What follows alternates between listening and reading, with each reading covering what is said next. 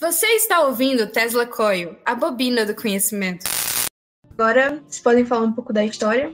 Bom, para começar então, o observatório ele foi construído entre os meados de 1960 e novembro de 1963. Foram um pouco menos que 3 anos de construção, na verdade. William Gordon e George Peter, da Cornell University, a Universidade de Cornell, eles foram quem supervisionaram o projeto do estudo da ionosfera, que é uma camada da atmosfera da Terra que tem centenas de quilômetros de comprimento e ela é repleta de íons, como o próprio nome indica.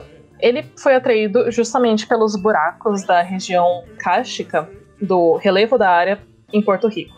E isso ofereceria uma cavidade perfeita para um muito grande. Aí a gente vai entrar no que a gente falou antes, que seria uma possível reconstrução na Lua, justamente por causa desse tipo de relevo. Claro que não é a mesma coisa do que a gente tem na Terra, ou vice-versa, mas já dá pra gente ter uma imagem na cabeça quando a gente fala sobre isso. Originalmente, um refletor parabólico fixo foi idealizado, apontando em uma direção fixa com uma torre de 150 metros para manter o equipamento no foco. Esse projeto, então, teria limitado o seu uso nas outras áreas da pesquisa, como a astronomia de radar, a radioastronomia, que a gente acabou de falar, e a ciência atmosférica, que requerem a capacidade de apontar para diferentes posições no céu e rastrear essas posições por um longo tempo enquanto a Terra gira.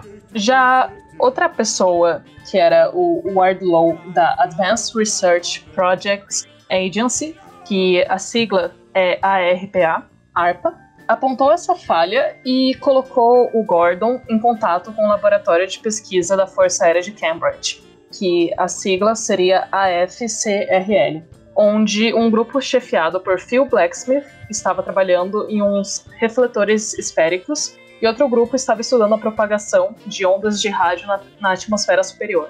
A Universidade de Cornell ela propôs o projeto ARPA em meados de 1958 e o contrato foi assinado entre eles e o Laboratório de Pesquisa da Força Aérea de Cambridge. Isso foi em novembro de 1959. Então, a Cornell University e o Zachary Sears publicaram uma solicitação de propostas que pediam um design para apoiar um feed de antena movendo-se ao longo de uma superfície esférica de 133 metros, o que seria 435 pés acima do refletor estacionário. A proposta ela sugeria um tripé ou uma torre no centro para apoiar a alimentação. No dia em que o projeto para o design e construção dessa antena foi anunciado na Universidade de Cornell, o Gordon também imaginou uma torre centrada no refletor de 305 metros, 1000 pés, para suportar essa alimentação que era necessária. Por isso,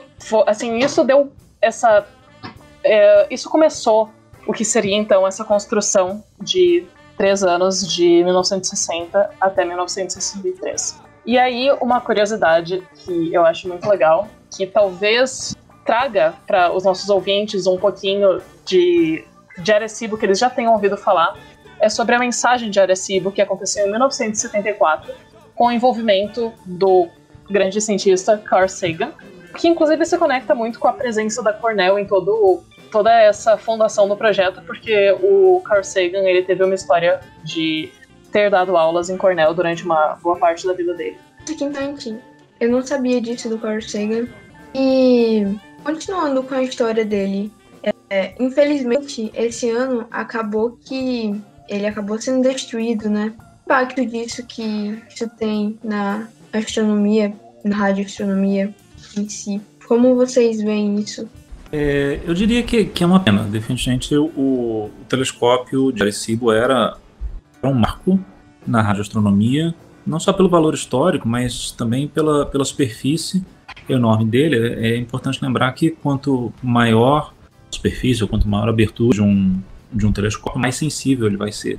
Então, se por um lado a gente tem telescópios de 10 metros, estão começando a fazer telescópios de 30 metros no óptico, esse telescópio tinha 300 metros e ele era particularmente sensível, ele era muito bom para encontrar objetos no espaço, justamente porque ele conseguia ver emissões de rádio que eram muito fracas e eventualmente muito distantes. A gente perde um pouco essa capacidade A gente já falou aqui do FAST, então o FAST compensa isso um pouco, e esse telescópio chinês, inclusive, ele, a partir de 2021, acho que um pouco para compensar também a perda do Arecibo, ele vai ser aberto para todos os cientistas do mundo. Então qualquer astrônomo pode pedir para utilizar o telescópio chinês a princípio, então isso ajuda um pouco. Mas é sempre importante lembrar que um telescópio sozinho não é capaz de fazer o que 2 telescópios fariam. Então a gente perde grande parte da capacidade que a gente tem. Existem outros também telescópios no rádio, existem grandes projetos futuros, como o Square Kilometer Array, que é um telescópio que não vai ser um telescópio único, mas são várias antenas combinadas, que vai ser muito sensível. E aí acho que parte do problema é justamente esse, que a gente já estava... Existia um grande investimento, em particular, com esse SKA, que chama, e o investimento na manutenção do Arecibo já está sofrendo, justamente por uma certa dificuldade de conseguir financiamento para conseguir manter as facilidades em Porto Rico.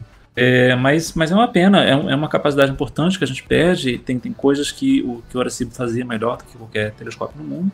Em particular, vocês também falaram da capacidade de radar. Isso sim era único, porque ainda que o FAST seja maior, ao invés de 300 metros ele tem 500 metros, mas ele não tem as capacidades de radar que o Arecibo tinha. Então, por exemplo, o Arecibo era capaz de usar esse radar para medir a forma de propriedade física de asteroides no espaço. Ele conseguia usar ondas de radar para fazer isso. E perdendo o Arecibo, a gente perde essa capacidade, infelizmente. Então, seria interessante, sim, tentar conseguir, de alguma maneira, substituir o que se perde com o Arecibo, mas a dificuldade que se tem em ciência é sempre você conseguir financiamento para fazer tudo o que você quer.